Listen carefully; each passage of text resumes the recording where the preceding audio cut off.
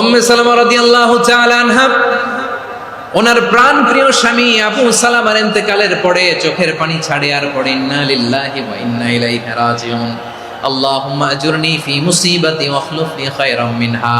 বারবার এই দোয়া পড়ে চোখের পানি ছাড়ে, এই দোয়া পড়ে চোখের পানি ছাড়ে আর মনে মনে বলে আবু সালামার মতো ভালো মানুষ মদিনাতে নাই, আবু সালামার চেয়েও ভালো মানুষ মদিনাতে নাই, তার চেয়ে ভালো মানুষ কি করে আল্লাহ তাআলা আমারে দিবে, তার চেয়ে ভালো মানুষ তো আমি মদিনাতে দেখি না।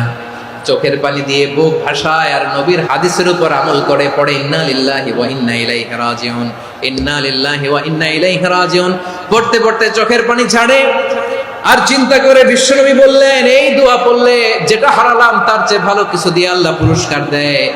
আবু সালামার চেয়ে ভালো মানুষ মদিনার মধ্যে আর কে হতে পারে? কি আজীব তামাশা, কি অবাক করা ঘটনা। কিছুদিন পরে দেখা গেল সাইয়্যিদুল মুরসালিন রাহমাতাল লিল আলামিন স্বয়ং বিশ্ব নবী উম্মে সালামাকে বিয়ের প্রস্তাব পাঠিয়েছে। স্বয়ং বিশ্ব নবী উম্মে সালামা রাদিয়াল্লাহু তাআলা আনহাকে বিয়ের প্রস্তাব পাঠিয়েছেন। উনি রাজি হয়ে গেলেন, বিয়ে হয়ে গেল, উনি হয়ে গেলেন উম্মুল মুমিনিন, আমাদের মা, পুরো মুসলিম উম্মার মা। চিৎকার করে বলেন আল্লাহু আকবার।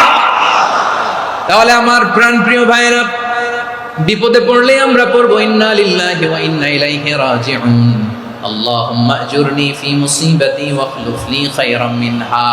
যারা যারা বিপদ আসলে এই দোয়াটা পড়বেন এখন থেকে, আওয়াজ করে ইনশাআল্লাহ বলেন। যা হারাইছেন তার চেয়ে শ্রেষ্ঠ জিনিস দিয়ে বদলা দিবে কে? তাহলে বিপদে পড়লেই প্রথমে আমরা এটা পড়বো, শুনে শুনে মুখস্থ করবেন। আমার মায়েরা, আমার বোনেরা, আপনাদের জন্য 3টি মাঠের অ্যারেঞ্জমেন্ট করা হয়েছে, আমি জানি আপনারা এই দোয়াগুলো পড়বেন। আপনার স্বামীকে শেখাবেন, সন্তানকে শেখাবেন, আপনার পুরো পরিবারটাকে জান্নাতের টুকরো বানিয়ে দিবে কে? তাহলে বিপদ আসলে প্রথমে কি পড়তে হবে এটা জেনে গেলাম। এরপরে বিপদ আসলে নিজেকে কি করে আল্লাহর কাছে সঁপে দিতে হয় এটাও জানার দরকার আছে না নাই? বিপদে প্রথমে ইন্না লিল্লাহ করলাম, ধৈর্য ধারণ করলাম, বিপদ থেকে উদ্ধারের সর্বোচ্চ চেষ্টা করলাম। আমার কাজ যখন শেষ তখন আমি আমার এই বিষয়টা আল্লাহর কাছে সঁপে দিব। কার কাছে? বিপদে বললে কেমন করে নিজেকে আল্লাহর কাছে সঁপে দিতে হয় আসুন সাইয়েদনা ইব্রাহিম আলাইহিস সালামের জীবনী থেকে জানি। আল্লাহর খলিল ইব্রাহিম আলাইহিস সালাম আমাদের মতো সমাজ ব্যবস্থা পায় নাই। আমরা জন্মের পরে আমাদের কানের ভেতরে আজান দিয়েছে কে?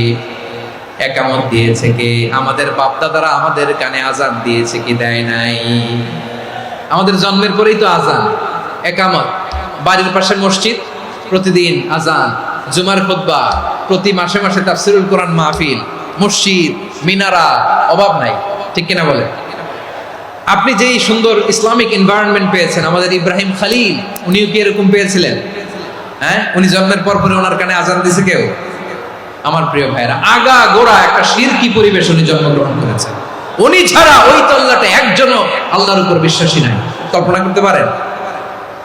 গোটা তল্লাটে, গোটা দেশে বিশ্বাসী মুমিন, আল্লাহর উপর বিশ্বাস স্থাপনকারী কয়জন? সবাই বলেন কয়জন? বাকি সব মুশরিক। বাকি সব মুশরিক নিজের সাথে নিজে শক্ত বোঝাপড়া করে, অ্যানালজি করে, সেলফ কনভারসেশন করে উনি মহান সত্যের সন্ধান পেয়েছে। উনি আকাশের তারা দেখে ভাবে মনে হয় এটাই আমার খোদা, পরে দেখে তারা নাই, মনে মনে বলে না তাইলে এটা না। আবার চাঁদ দেখে বলে চাঁদটা বড় মায়া লাগে, মনে হয় এটাই আমার রব, পরে দেখে চাঁদও নাই, কয় না এটা না। এরপরে দ্বীপ প্রহরের জলজলে সূর্যটা খা খা করে গোটা পৃথিবীটারে রৌদ্র দিয়ে তাতিয়ে রাখে। তিনি ভাবলেন মনে হয় এটাই আমার রব, কারণ এটাই তো সবচেয়ে বড়। কিন্তু বিকেল বেলা ওই সূর্যটাও যখন চলে যায়, সাইয়েদনা ইব্রাহিম বলে না এটাও তো নাই, আমার খোদা যদি আমারে ছেড়ে চলে যায়, বিপদে পড়লে আমারে উদ্ধার করবে কে? এভাবে নিজের সাথে অ্যানালজি, সেলফ কনভারসেশন করতে করতে করতে তিনি মহা সত্যের সন্ধান পেয়েছেন। সুবহানাল্লাহ। সব শেষে তিনি ডিসিশন নিয়ে ঘোষণা দিলেন, ইন্নী ওয়াজ্জাহাতু ওয়াজহিয়া লিল্লাযী ফাতারাস সামাওয়াতি ওয়াল আরদা হানিফান ওয়া মা আনা মিনাল মুশরিকিন। নিশ্চয় আমি এমন সত্তার দিকে মনোনিবেশ করলাম, মুখাপেক্ষী হলাম, যিনি আকাশ বানিয়েছেন, জমিন বানিয়েছেন, আমি মুশরিক নই। সুবহানাল্লাহ। পারতেন? আপনি পারতেন? কেউ নাই, লক্ষ লক্ষ মুশরিক, আপনি একা। ওনার মতো এরকম বিচক্ষণতা দিয়ে আল্লাহরে খুঁজে পাইতে পারতেন আপনি? কি নবী ছিল, আল্লাহকে খুঁজে পেয়েছে। যখন আল্লাহর ইবাদত শুরু করলো, এই কথা ছড়ায় পড়লো চারদিকে। নমরুদ সাইয়েদনা ইব্রাহিমকে ডেকে পাঠালেন। নমরুদ বলে, ইব্রাহিম, তুমি নাকি মূর্তির পূজা না করে কোন নতুন রবের ইবাদত করো, কে তোমার রব? সাইয়েদনা ইব্রাহিম বললেন, রব্বি আল্লাযী ইউহয়ী ওয়া ইউমীত, আমি এমন রবের ইবাদত করি যিনি জীবন দেন, যিনি মৃত্যু দেন। নমরুদ বলে, তাই নাকি? তোমার রব জীবন দেয়, মৃত্যু দেয়, আর এটা তো আমি দেই। আমিও তো জীবন দেই, আমিও তো মৃত্যু দেই। সাইয়েদনা ইব্রাহিম বললেন, কেমন করে তুমি জীবন দাও, মৃত্যু দাও, একটু দেখাও তো। নমরুদ জেলখানা থেকে দুজন কয়েদিকে ডেকে আনলো। কয়েদি এনে অর্ডার করলো, একটাকে এখনই শিরোচ্ছেদ, হেড অফ, ডেথ পেনাল্টি, মৃত্যুদণ্ড দেয়া হলো, ফিনকি দিয়ে রক্ত বের হলো। নমরুদ বলে, দেখো, দুজনকে ধরে আনলাম, একজন কয়েদিকে দিলাম ডেথ পেনাল্টি, মৃত্যুদণ্ড, ওরে মৃত্যু দিলাম।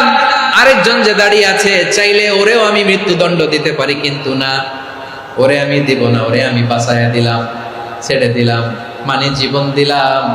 দেখো ইব্রাহিম, তোমার চোখের সামনে একজনরে মৃত্যু দিলাম, আরেকজনরে জীবন দিলাম। আপাত দৃষ্টিতে তাই তো, একজনরে তো জীবন দিল, আরেকজনরে মৃত্যু দিল। সাইয়েদনা ইব্রাহিম এবার বিপাকে পড়ে গেলেন। কিন্তু এক একজন নবীকে আল্লাহ এমন উইজডম বিচক্ষণতা দিয়ে এই জমিনে পাঠিয়েছেন, মুহূর্তের মধ্যে আল্লাহর খলিল ইব্রাহিম বললেন, فإن الله يأتي بالشمس من المشرق فأت بها من المغرب فبهت الذي كفر। আল্লাহর খলিল ইব্রাহিম বললেন, নমরুদ, বুঝলাম তুমি জীবন দাও, মৃত্যু দাও, দেখলাম, কিন্তু আমার রব, আমার আল্লাহ প্রতিদিন সকালবেলা উষা লগ্নে ওই পূর্ব দিগন্ত থেকে সূর্যটাকে উদিত করেন, সাঁঝের বেলা, বিকেল বেলা, কুথুরি লগ্নে, সন্ধ্যা বেলা ওই দ্বিপ্রহরের জল জলে সূর্যটাকে পশ্চিম দিগন্তে ডুবিয়ে দেন। মানে সকালবেলা পূর্ব দিক থেকে উদিত করা সূর্যটাকে পশ্চিম দিকে বিকেলে তিনি ডুবিয়ে দেন। তুমি যদি পারো ওই সূর্যটাকে পশ্চিম দিক থেকে উদিত করে পূর্ব দিকে ডুবিয়ে দাও। সুবহানাল্লাহ পড়বেন না? দেখেন, ইনস্ট্যান্ট ইন্টেলেক্ট, মুহূর্তে বিচক্ষণতা, উইজডম কাকে বলে? নমরুদ পারবে?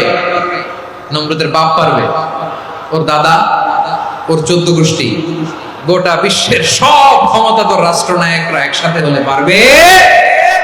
ফাবহিতাল্লাযী কাফার পারে নাই, ব্যর্থ হয়েছে। এবার তেলে বেগুনে জ্বলে উঠেছে, রেগে মেগে আগুন বলে, ফালকুহু ফিল জাহিম, ওর সাথে তর্ক নাই, না পেরে এবার এটারে আগুনে ফেলা। বিশাল বিশাল গাছ কেটে লাকড়ি এনে আগুনের কুণ্ডলি বানানো হলো, দাও দাও দাও দাও করে আগুন জ্বলে। আল্লাহর খলিল ইব্রাহিমকে আগুনে নিক্ষেপ করা হবে। আল্লাহর খলিল সাইয়েদনা ইব্রাহিমের হাতের মধ্যে রশি দিয়ে টাইট করে বাঁধা হলো, পায়ের মধ্যেও টাইট করে রশি দিয়ে বাঁধা হলো। আল্লাহর খলিল ইব্রাহিমকে আগুনের কুণ্ডলির মধ্যে ফেলা হবে। অমিয়া, আপনি যে বিপদের কারণে ভয় পান, হতাশ হন, এটা কোনো বিপদ? ওনার বিপদের সামনে এটা কোনো বিপদই না, এটা কোনো বিপদই না।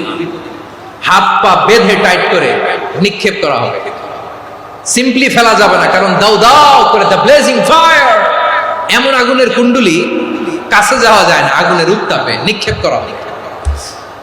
হাতে রশি বেঁধে, পায়ে রশি বেঁধে আল্লাহর খলিল ইব্রাহিম আলাইহিস সালামকে আগুনের মধ্যে নিক্ষেপ করা হবে। আহা, এটার বলে অগ্নি পরীক্ষা।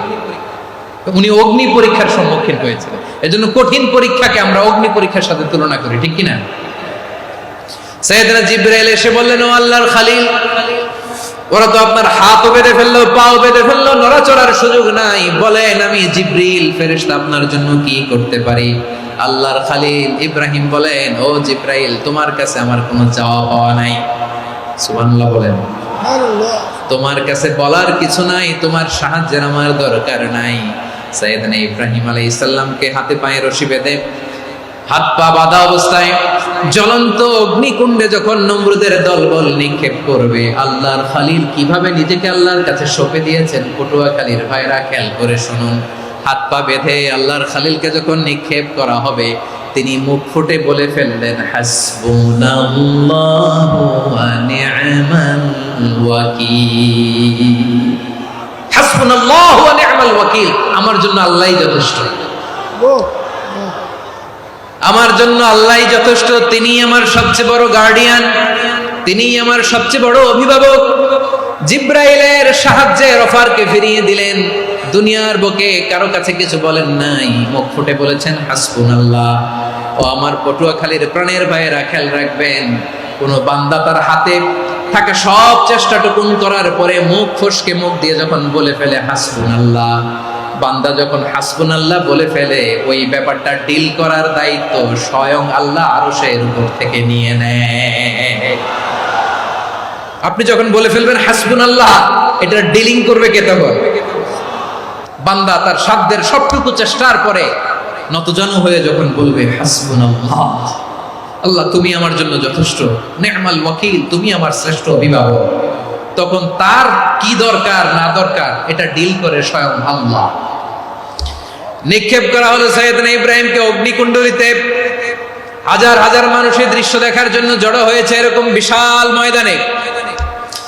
কিন্তু কি অবাক করার ঘটনা, সবাই ভয় পাচ্ছিল, না জানে কি হয়ে যায়। আল্লাহর খলিলকে যখন আগুনের কুণ্ডলিতে নিক্ষেপ করা হয়, আল্লাহর খলিল ইব্রাহিম আগুনের কুণ্ডলীর মধ্যে বসে বসে মানুষগুলোর দিকে তাকিয়ে হাসতে শুরু করে দেয়। কারণ আকাশ থেকে রব্বুল আলামিন স্পেশাল ভার্ডিক্ট নাজিল করেছেন, স্পেশাল হুকুম জারি করেছেন, কুল্লা ইয়া নারু কুনি বারদান ওয়া সালামান আলা ইব্রাহিম। ও আগুন খবরদার, সৃষ্টি শুরু থেকে তোকে একটা ধর্ম আমি বাতলে দিয়েছিলাম, তোর ধর্ম, আগুনের ধর্ম হলো যা পাবে জ্বালিয়ে সারখার করবে। আল্লাহ বলল, আগুন তোর ধর্ম দিয়েছিলাম, তুই সব জ্বালিয়ে পুড়িয়ে সারখার করে দিবি, কিন্তু ক্ষণিকের জন্য আমি তোর জ্বালিয়ে দেওয়ার ক্ষমতাটাকে কেড়ে নিলাম, জ্বালিয়ে ভস্ম করে দেওয়ার ক্ষমতা আমি কেড়ে নিলাম। কুনি বারদান, ঠান্ডা হয়ে যা, কিন্তু এত বেশি ঠান্ডা হবি না আবার আমার ইব্রাহিমের জন্য সর্দি লেগে না যায়। সুবহানাল্লাহ, এত আস্তে বললে হবে? কুনি বারদান, বারদ মানে বরফ, ঠান্ডা, ঠান্ডা হ, কিন্তু এত ঠান্ডা হবি না যাতে আমার ইব্রাহিমের কষ্ট হয়। আগুন বলে, আল্লাহ একবার বললাম ঠান্ডা হ, আবার বলো এত ঠান্ডা হবি না যাতে খলিলের সর্দি না লাগে। কেমন ঠান্ডা হব, কেমন এনভায়রনমেন্ট তৈরি করে দেব বলো? আল্লাহ বললেন, সালামান আলা ইব্রাহিম, আমার খলিল আমার ইব্রাহিমের জন্য তুই জান্নাতের গুল বাগিচা হয়ে যা। ও ভাই, নবী মুসার মতো ঈমান হলে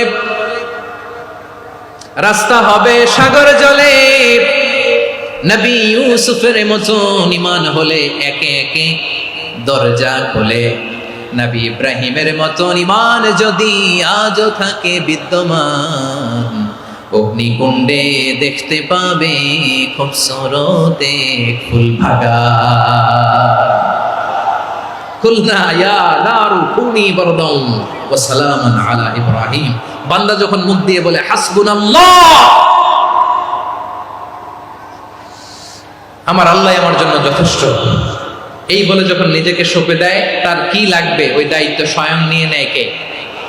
তাহলে আমার প্রিয় ভাইরা, বিপদের শুরুতেই আমরা বলবো ইন্না লিল্লাহ। শুরুতে কি বলবো? এরপরে যেই বাক্যটা পড়ে নিজের পরিস্থিতিকে আল্লাহর দরবারে সঁপে দিব, সেটা হচ্ছে হাসবুনাল্লাহ।